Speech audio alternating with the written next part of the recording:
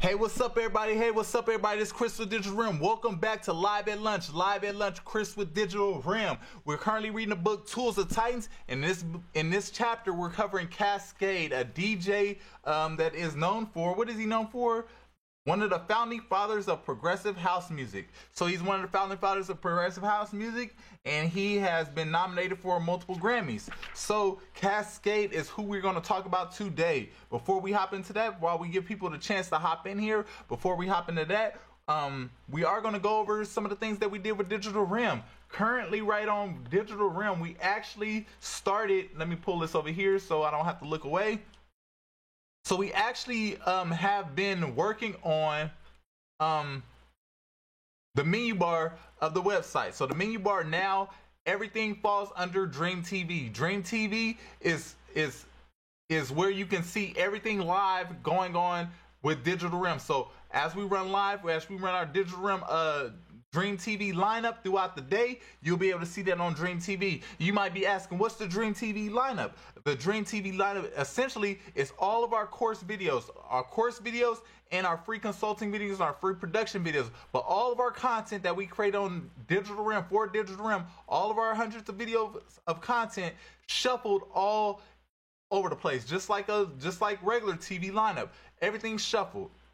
So you can see the actual content that we produce on Dream TV. So go to digitalrem.com and go to the Dream TV button, and you'll be able to see us live on Dream TV. And then also when we are shooting live and I'm sharing my screen, you'll be able to see that as well, just like on the Dream TV interface. Boom. If you're on IGTV, make sure you go to the link in my bio and you can see the button that says Dream TV, and it'll send you right to Dream TV, just like that. Boom. Okay, what else? We also, under the Dream TV lineup, we have all the courses. So all of the different courses that are available, and then the pricing and plans for all of the different tiers of membership that you can purchase or not purchase, because the membership is free. So we have worked on that. We also included the news feed in our top menu bar. The news feed includes all of the posts that we are doing, or essentially a news feed for digitalrem.com. So you'll have access to the news feed as well. Boom. Yeah. So with that being said, we're just gonna hop right into this live at lunch right now.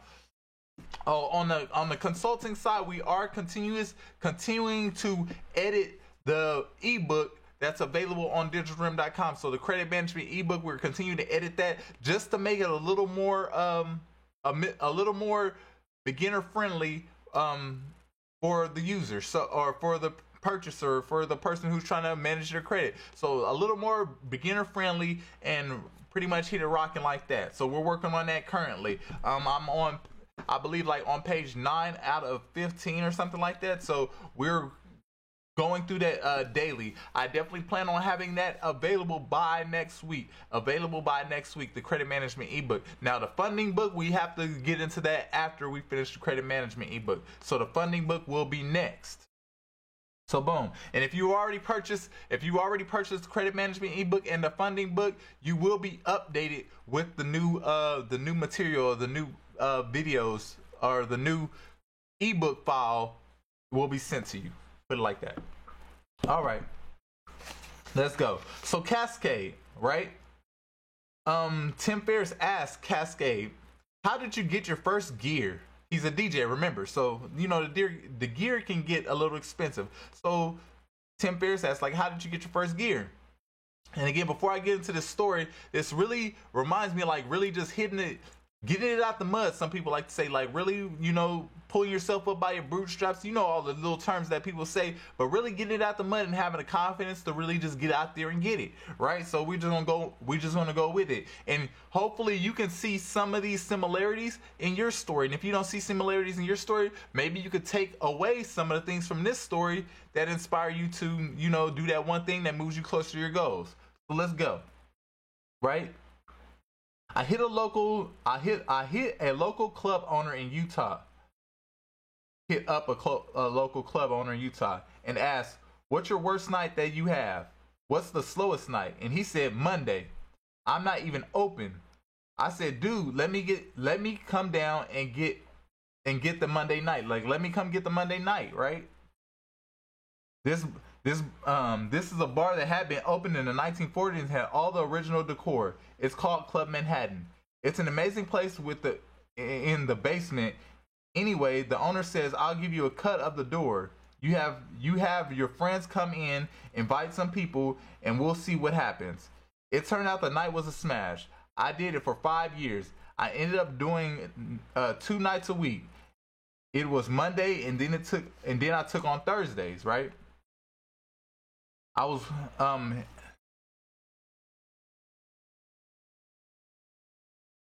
yeah, so essentially that's at the end of the day I read more than I highlighted a little bit just to give you a little context.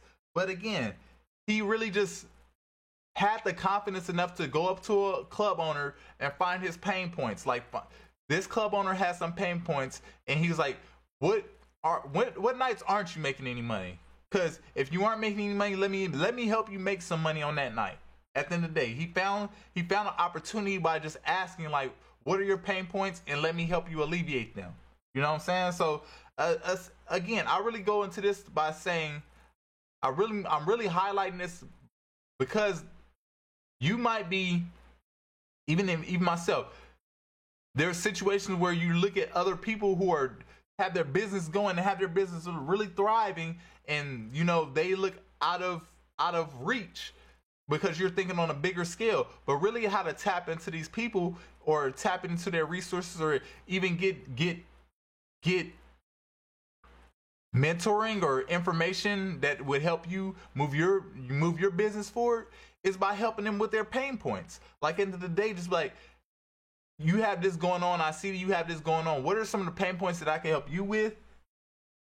And pretty much once they show what their pain points are, reveal what their pain points are, help them alleviate those pain points. Like, hey, I can help you with this, and we can get it rocking like that. That's going to be beneficial for them because you're helping them. But at the same time, hopefully, with that being said, while you're helping them, you're learning from them. You're learning what you need to learn. You're learning the information that you need to learn so you can continue to advance, right? So this kind of reminds me, going back to some previous chapter we read here, where it was like, ask for the 10% discount. Like, pretty much like the story was in the previous chapter was like, go up to the coffee shop, go over wherever you're gonna go, and then when you order your drink, just order whatever, ask for a 10% discount. Even though it's not on the menu, even though it's not advertised anywhere, just ask for a 10% discount, and you never know that you might just get the 10% discount. And some people are really good at this because they know how to put their own spin on it. Like, hey, I heard it was, employee, customer of the day. I heard that if I say I'm the customer today, I get a 10% discount, and kind of smile with it, joke with it, whatever. Put your own spin on it. Of course, I just came up with that off the top of my head, but put your own spin on it, and then more than likely they'll be like, okay, well, yeah, let's give you a 10% discount. You never know where it might take you. But why I'm even saying that, not necessarily so you can get discounts on coffee, but having the mindset like, if you don't ask, you don't get. Like, closed mouths don't get fed. So that's going into a business mindset. Like, this guy could have been like, talked himself out of it by like, man, this guy already owns a club. He wouldn't need me for anything. Like, this kind of like asking the 10%. Like, let me go asking the 10%, being like, let me go up and talk to him. Like, hey, what can I help you with so I can help myself? Like, what nights aren't you getting any money? Can I have that night?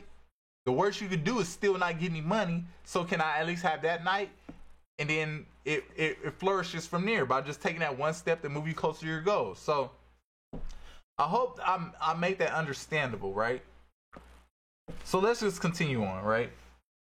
Oh, well, let me finish off. It started clicking, and then when I was making enough money, I started to buy my first studio equipment. So that was the original question, like, how did you get your first studio equipment, your first gear?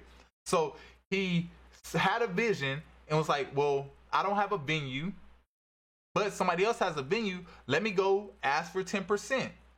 Pretty much, let me go ask this person, have the courage enough to ask this person, like, how can I utilize your venue?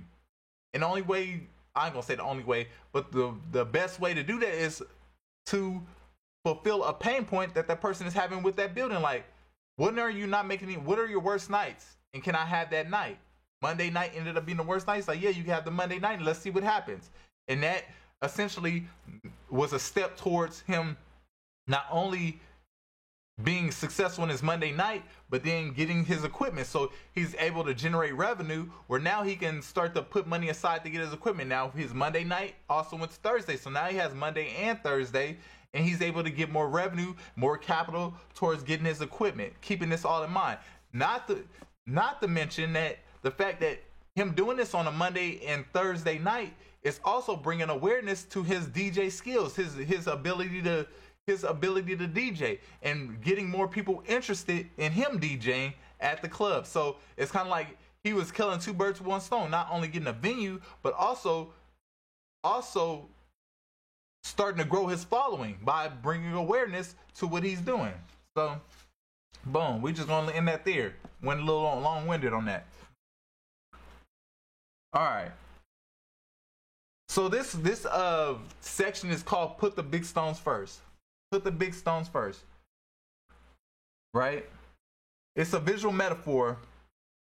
This is a visual metaphor, was taught to me by my college professor. It's a great way to think about priorities. Paraphrasing my teacher, here we go. Imagine you have a large glass jar. Next to it, you have a few large rocks, a small pile of marble-sized pebbles, and a pile of sand. If you put the sand on the pebbles first, what happens? You can't fit the big rocks in. But if you do the big rocks and then do the medium-sized pebbles and then do the sand, it all fits. In other words, the minute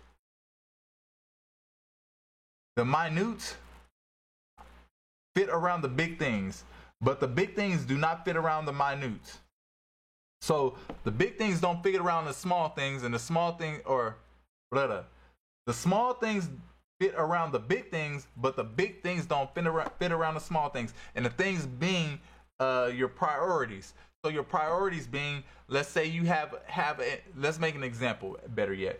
Let's say you're trying to draw a picture of something. Usually, and then we're going to use the same analogy like the stones. Like you have the big stone, medium stone, and a small stone, or the sand. To get a picture done, a lot of people would think of the end result. Like, I want my picture to look like this, and think of the end result of how that picture will look, and then get overwhelmed by all of the details. Like, man, really just get overwhelmed by all of the details. But being from an artist's perspective, from my own perspective, and you can see the parallels in this throughout life. So just think of an example for yourself, but just really stay with me here, right?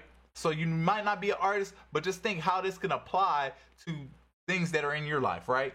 So let's say you want to draw a character. Most people will be overwhelmed by thinking of all the details about how to draw this character. Well, most artists usually start off with the big rocks first. The big rocks first being the overall composition. So the overall composition being like, where's the head in this picture? Where's the hand in this picture? Where's the torso in this picture? If you're having a character pose, like most people can draw a character like this, but if you have a character pose, let's say like this or something, if you having a character pose, drawing a circle for the face, no, not any details, but just a circle for the face, maybe an oval or a square for the body, and start to put a circle for the hands or whatever, and just really get a feel for where things are at in the picture. So using simple shapes to just get a feel for where things are at in the picture.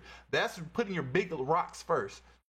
And then once you get a good feel for where things are at in the picture, now you want to go into the medium rocks. The medium rocks being where, simple shapes again, but where the eyes located, where's the mouth located, where's the nose located, where's the shoulder located, where's the, maybe the sternum, where's the middle of the chest located, where are the forearms located, where the elbow located, where the wrist located, so on and so forth, the hands located, with anything, going down the line. Boom. And then once you get the medium rocks done, and then you go into the sand, being the small details, because now you know where everything is located. So now you really go into the details, like, okay, now I'm gonna just make the shape of the eye and the eyelashes and the actual, eyebrows and what they look like and things like that. So now you go into the fingernails, you go into full detail, and then, add clothing to the person. But now you already you already set up your composition or pose your character with simple shapes, with the simple priorities or the large boulders. You set up your character, so now you can go into the small details and finish the character off strong, right? So that's just a character, but you can think of that across the board. Like if you're building a website, or if you're starting a business, or if you're doing all kinds of things, you really just think of how that applies to your life in your own situation. Like starting off with a big task, but very important task, but simplifying those big tasks to get a good sense of the full picture. So I hope that's helpful.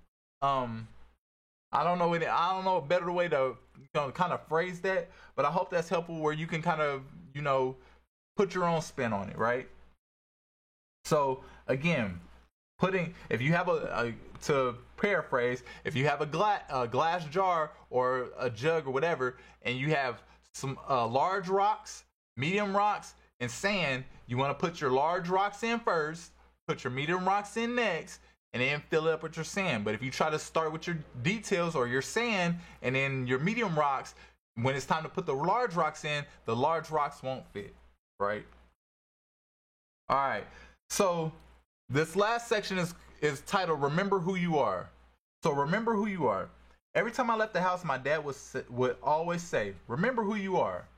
Now that I'm a father, that is a very profound thing to me. At the time, I was like, "Dad, what the heck? You're so weird. Like, I'm going to forget who I am. What are you saying?" Now I'm like, gosh, that guy was kind of smart. So again, really, anybody take that for how you want to take that, but this is my own perspective because I think that's very vague, and you could perceive that in so many different ways. But I'm gonna tell you how I perceive it, and I'm gonna close the book while I tell you how I perceive this part. Actually, let's keep it open. How I perceive this part is, when you go out into this world, you represent more than just you. Like, at the end of the day, remember who you are. Remembering who you are essentially means, like, remember where you come from. Remember who your family is. Remember who your friends are. Remember who you represent, because you represent the people around you as well. So when you go out in this world, into this world, and you interact with people, acting with integrity, acting with if you want to say nobility, having a sense of righteousness, like really giving the best example of your whole circle of people that you come from, like remembering where you come from, but remembering who you are and being the best representation of that lineage or that group. It kind of reminds me, like, back in the day when we didn't really have cities like this. Of course, I wouldn't lie, but I'm just assuming, like, we didn't have cities like this, but you would go to the town and then you represent whatever your last name is, represent your family. So if you do some crazy stuff, that puts a dark cloud up on your family, like, they son cutting up and blah blah blah, and everybody's like talking about this family because somebody's doing a certain thing. And I think I think this is kind of lost now day and age, but I said it, but I take that back, really, because I'm in no place to judge anybody. But with that being said, for you, whoever's out here listening, for you, really taking heed to that. Like, when you go out into this world, you represent not only you, and in essence, even if you're not connected to the person, if you're just, a group, a minority group, or you represent a certain demographic of people, you represent those people. So represent them to the best ability that you can represent them. Like, when you have interactions, or have the type of interaction that you can see would be the best representation, put it like that. So you be that best representation of that person. So let me say it again, remember who you are. So remember who you are, like, that you represent more than just you solely. You represent the people around you, you represent your siblings, you represent your parents, you represent your friends, you represent so many other people around you. So when you interact with quote unquote strangers, or you're networking and interacting with other people, interact with the full integrity of somebody and represent the people that are around you. Always have your interactions with full integrity and really just be the best representation that you can be for everybody, right? And to me, that brings more opportunity towards your circle. So your representation can affect so many different aspects of, you know, of life, of how people even treat your circle, how people treat you, how people treat the people around you. So always be the best representation. And if somebody in your circle is not representing your circle the way they are supposed to be representing your circle, then sometimes you have to step away from misrepresentation, put it like that. So at the same time, do your part. Don't forget where you come from. Don't forget who you are. At the end of the day, when you go out into this world, you have so many strangers out there. You go out into this world, remember who you are, remember what you represent, and stay true to that. And with that being said, y'all do that one thing. Like I always say, do that one thing that takes you closer to your goals today. Do that one thing that takes you closer to your goals. And all of y'all have a blessed day. Later, y'all. Peace.